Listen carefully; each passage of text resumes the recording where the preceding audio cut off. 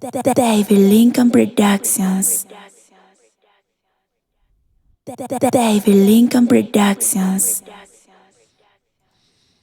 David Lincoln Productions.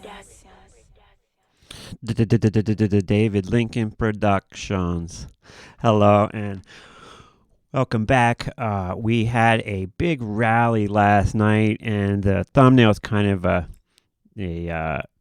supposed to be a joke because Gilead has the same name as the imaginary dystopian world in The Handmaid's Tale. However, the Gilead we are, of course, referring to when we talk about pharmaceuticals is the pharmaceutical company.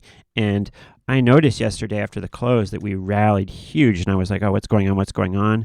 And it appears that people are optimistic about Gilead and their new drug treatment, which they are putting through the trials right now. And I'm just going to read about it a little bit for you here. Gilead, a Chicago hospital treating severe COVID-19 patients with Gilead Sciences antiviral medicine remdesivir, in a closely watched clinical trial, is seeing rapid recoveries in fever and respiratory symptoms, with nearly all patients discharged in less than a week. So this is an article by Stat News, a website. And so this is hopeful for everybody that maybe we are closer to getting some sort of a vaccination, or at least some sort of a source of assistance for people who are confronting this virus. Obviously, you hear about it 24 hours a day, so I'm not going to go too far into that. However, I did want to check in with you and talk about some strategies for the VIX and the short vol trade, which I am active in again.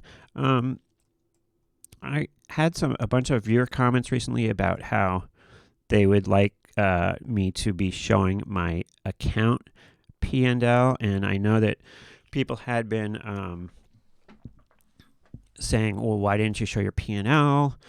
Because I used to have always my account and the numbers for my account up on the screen, and following some critical comments from somebody, I took it down for a while. And people have said, well, it was helpful to us to see your P&L and to see your trades and whatnot. So here comes the bell for the open. And there we go. As we open, the VIX down 1.23, E-minis up 62, the NASDAQ up 129, and we are back in a rally here. And Tesla being one of the bigger stocks in the rally. But as I was saying before, a lot of people said, well, it was useful to see your P&L. And, I've always stated that I have nothing to hide. And it can be hard losing money in front of a lot of people. But, the point of this channel is to show a real trader in action. So, and I make no bones about the fact that I did lose some money in the initial rally. In the initial sell-off, but things have been going better since then. So I'm going to turn my P&L back on for a little while because I want to give the public what they are asking for. So you can look up in the corner behind my head there at my account if that's something that interests you. Let's go quickly, though, to take a look at a few things that I've noticed in the market, then I'll let you get on with your trading day. First of all, let's talk about Tesla. Tesla, we've seen a big rally in the last couple sessions, and it's really exploded back to the upside. And with earnings due out at the end of this month, this is a one that's been in the news. And I've always cautioned people about trading this. It's a difficult one to trade. However, I've been looking at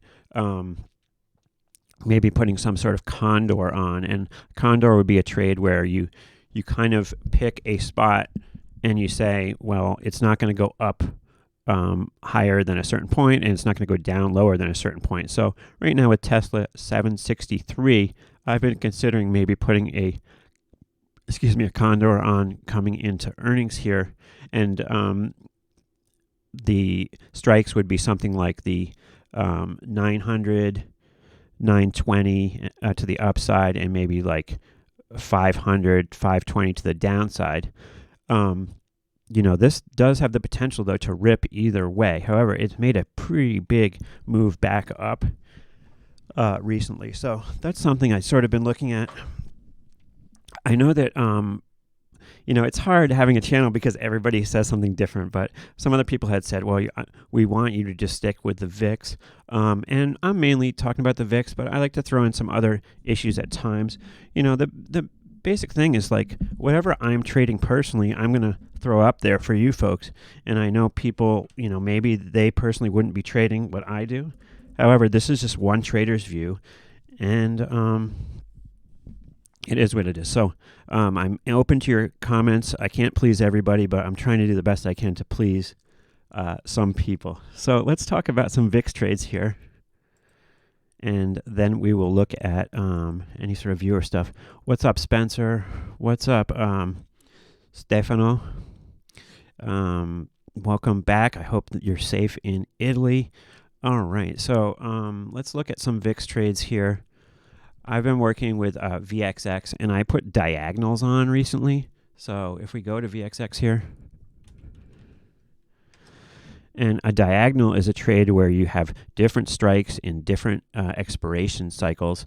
And this one I've picked, it's basically, as usual, based on my view of where I think VXX is going. Now, I think VXX is going lower, but I don't know when it's going to go lower, and it could stay in a similar area for a while. So by buying a farther out month option and selling a closer month option, I can actually be collecting a little money every day. Let me get to a question in the chat. What's up, Al? And he says, will a huge bull run drop the VIX or raise it? Well, that's a good question, which I don't have the clear answer to. It really depends on how much we rip. I mean, if we have limit up type days, then that's going to translate. The way to think about it, I think, is to look and think about what is it going to show as far as historical volatility tomorrow or the next day. And by that I mean, if you have the SPX, which the VIX is based on, moving at 4-5% per day. At one point we had it moving 5 to 7% per day. If it's moving that much, it doesn't matter if it's going up or down. You're still going to have a high VIX. It's going to stay high. Recently we've seen stuff settle down, but the last couple sessions, all of a sudden we see this Dow up 500, Dow up 700. I think stuff may have been limit up at one point yesterday. And if we get the big moves like that, then a VIX in the rally could not only not go down, it could actually go up. So several signs are out there that the VIX is cooling down. One of those signs I would point to would be the continued down move in the VVIX right now. So if we pull up the VVIX, we can see that it was down the last couple sessions. Even when the VIX was pretty firm the last session yesterday, and the market was kind of weird yesterday. It was positive, then negative, then positive, then negative, and then it had that big rip towards the end of the day. But here's a chart of the VVIX. VVIX, of course, being a measure of the price level of options on the VIX futures. So if you were to pull up VIX, this is going to be options on VIX futures at the CBOE. And if you look at the level of options pricing, that's going to be, it's not going to be the same exact number as the VXX, but it will be close when we look at this. There's a specific formula, but if you look at 30 days out in VVIX, 30 days out in VIX options, that volatility level that you see on the right side here is going to closely correlate to the VVIX number. And as people are not buying so many options in the VIX, this number comes down, and a trend lower in VVIX usually corresponds with a trend lower in VIX. We've also seen, of course, when we look at the VIX chart itself, we've seen us way off the high. Now, certainly, like I said, we've seen more movement around in the markets, but volatility is just how much stuff's moving around. So, Al, if we've got stuff moving around a lot, we can see, and it's justified to have a VIX either stay where it is or move higher.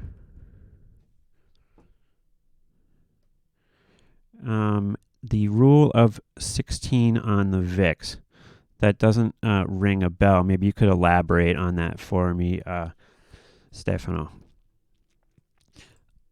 So, but in the meantime, let's go over and I'm going to show you which diagonal I have on in VXX.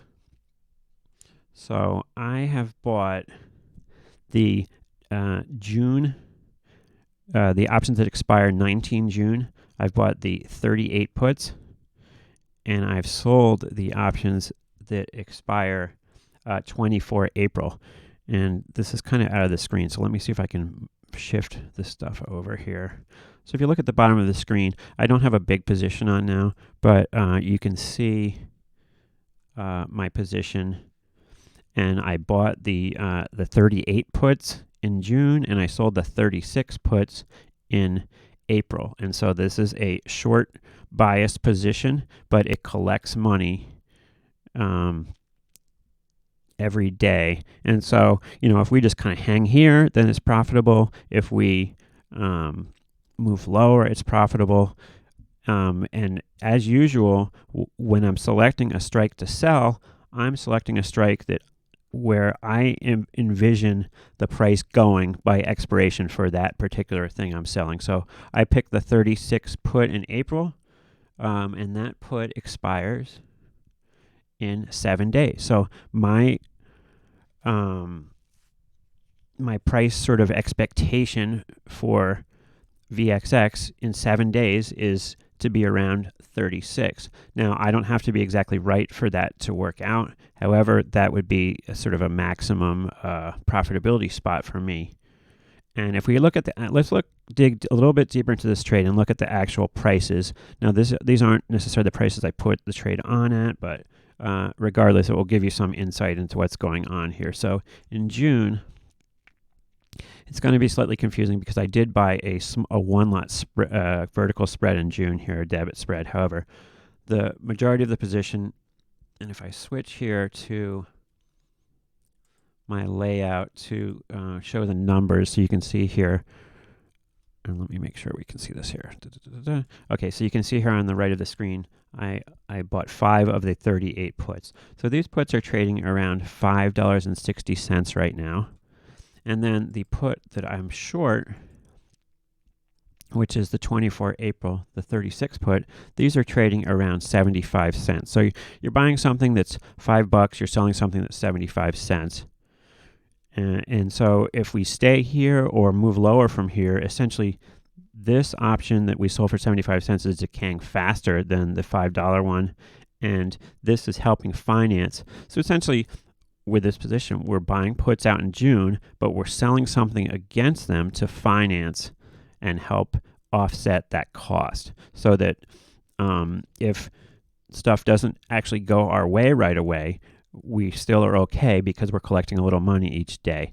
And when we look at the Greeks for this position, we can see that this 5-lot spread, we're collecting $25 a day, and our delta is short 90. So when we see these Greeks here, the delta, there's several definitions for delta, but the delta is going to be the amount of money you make for a 1-point move in VXX. So a delta of negative 91 says that if VXX goes down $1, we will make $91. If VXX goes up $1, we will lose $91.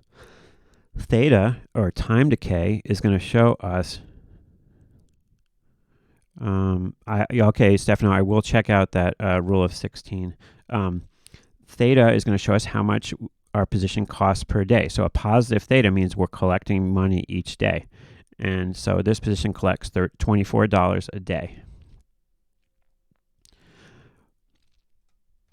Now, another way of looking at this position is to look at where how much we'd make or lose on expiration with this VXX at various prices.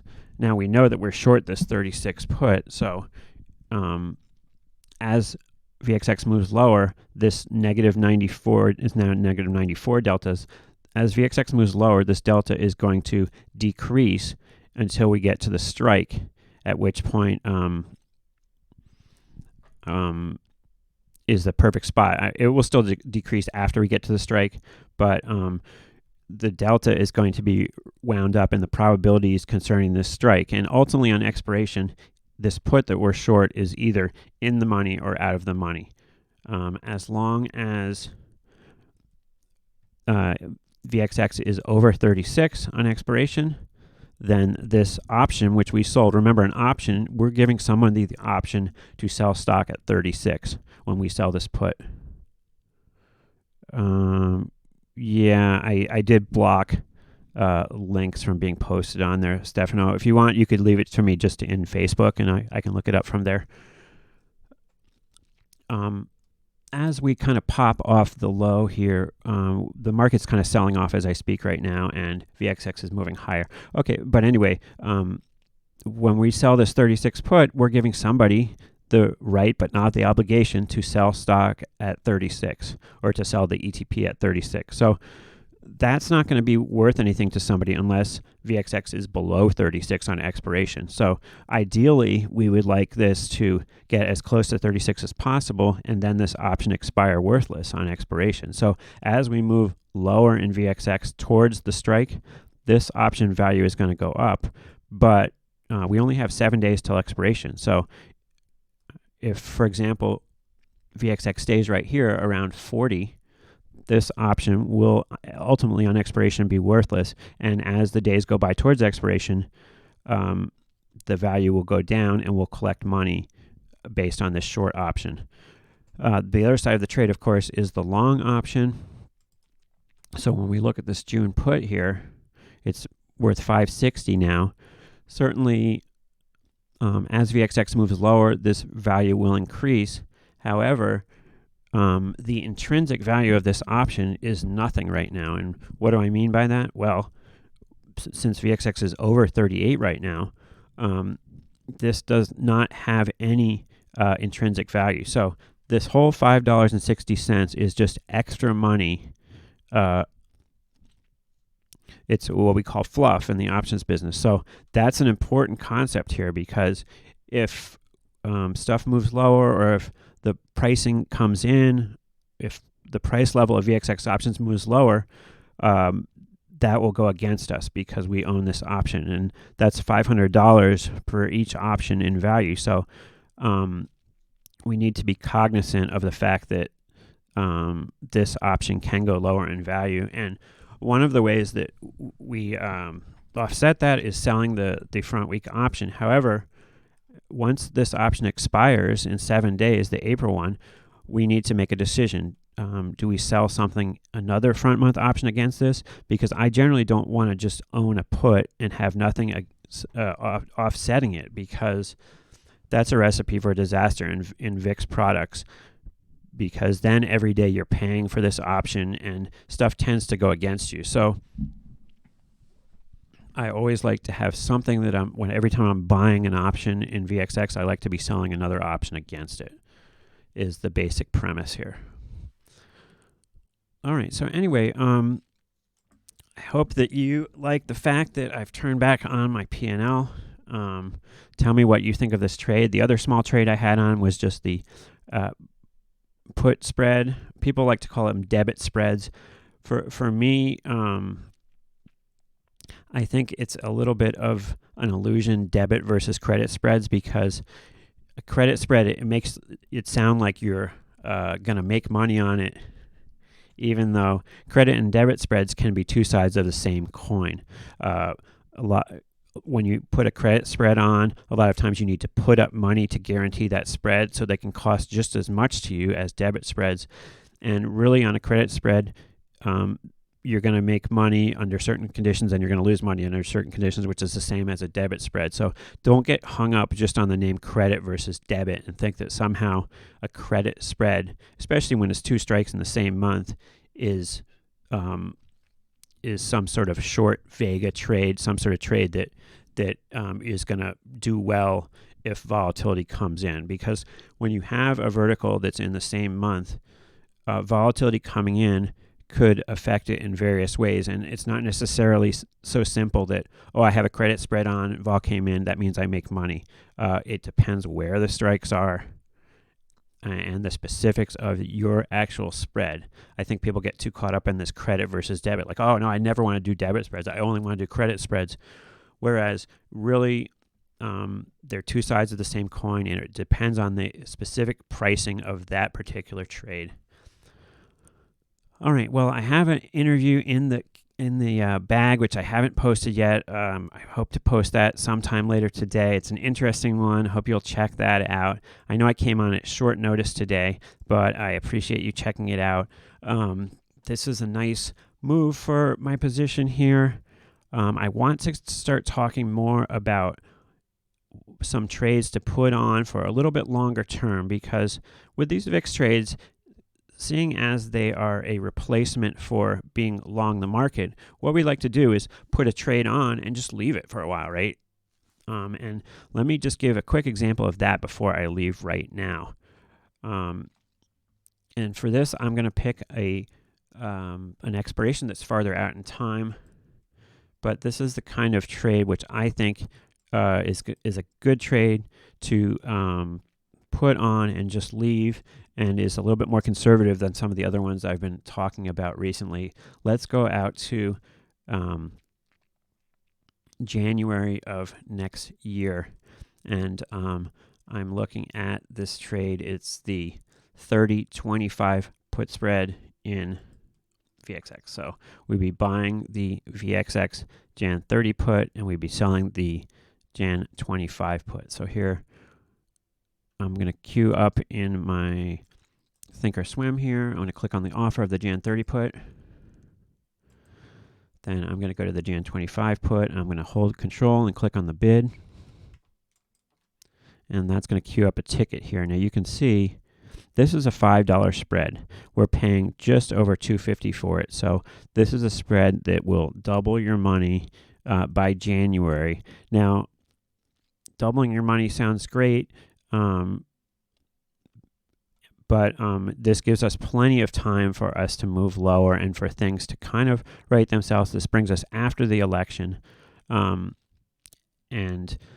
this is the kind of trade I would look to put on and just set it and forget it. We talk a lot about set it and forget it. But once again, this is the VXX 15 January 2021 30-25 put spread. You can get into this for right around $2.60 right now, I believe. And that's a trade which will almost double your money as VXX moves lower over the next 273 days. Thanks for watching the show this morning. More coming up soon, and I wish you the best of luck trading. Let me know how I can help you in your trading journey, and I'll talk to you soon.